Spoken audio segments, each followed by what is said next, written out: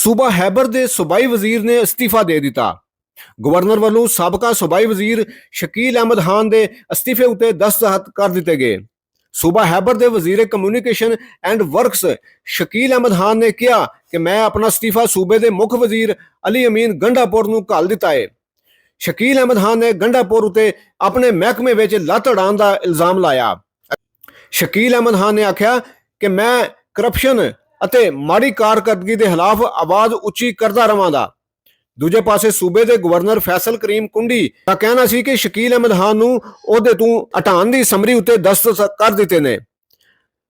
Governor ਕੁੰਡੀ ਨੇ ਕਿਹਾ ਕਿ ਮੁੱਖ ਵਜ਼ੀਰ ਗੰਡਾਪੁਰ ਵੱਲੋਂ ਸਮਰੀ ਕੱਲ ਹੀ ਘੱਲ ਦਿੱਤੀ ਗਈ ਸੀ। ਮੈਂ ਇਸਲਾਮਾਬਾਦ ਸਾਂ, ਅੱਜ ਹੀ ਆਮਦੇ ਹੀ ਸਮਰੀ ਉੱਤੇ ਦਸਤਖਤ ਕਰ ਦਿੱਤੇ ਨੇ। ਕੁੰਡੀ ਕਹਿੰਦੇ ਨੇ ਕਿ ਸ਼ਕੀਲ ਅਹਿਮਦ ਖਾਨ ਨੂੰ ਸੂਬਾ ਹੈਬਰ ਵਿੱਚ ਹੋਣ ਵਾਲੀ ਕਰਪਸ਼ਨ ਮੂਹਰੇ ਲਿਆਉਣ ਉਤੇ ਕਬੀਨਾ ਵਿੱਚੋਂ ਕੱਢਿਆ ਗਿਆ ਹੈ। ਪੀਟੀਆਈ ਵਿੱਚ ਜਿਹੜਾ ਬੰਦਾ ਵੀ ਕਰਪਸ਼ਨ ਦੇ ਖਿਲਾਫ ਆਵਾਜ਼ ਚੁੱਕੇਗਾ ਉਹਦਾ ਇਹ ਹੀ ਅੰਜਾਮ ਹੋਵੇਗਾ। ਇਸ ਤੋਂ ਇਲਾਵਾ ਪੀਟੀਆਈ ਦੇ ਸੀਨੀਅਰ ਆਗੂ ਆਤਫ ਖਾਨ ਨੇ ਕਿਹਾ ਕਿ ਸ਼ਕੀਲ ਖਾਨ 10 ਵਰ੍ਹਿਆਂ ਤੋਂ ਸੂਬੇ ਦੀ ਕਬੀਨਾ ਦਾ ਹਿੱਸਾ ਨੇ। ਸ਼ਕੀਲ ਖਾਨ ਜਿਹਾ ਇਮਾਨਦਾਰ ਵਜ਼ੀਰ ਨਹੀਂ ਵੇਖਿਆ। ਸ਼ਕੀਲ ਖਾਨ ਨੇ ਸੂਬਾਈ ਕਬੀਨਾ ਵਿੱਚ ਕਰਪਸ਼ਨ ਦੀ ਨਿਸ਼ਾਨਦੇਹੀ ਕੀਤੀ ਹੈ। ਸ਼ਕੀਲ ਖਾਨ ਦੇ ਖਿਲਾਫ ਸਾਜ਼ਿਸ਼ ਕੀਤੀ ਗਈ ਹੈ।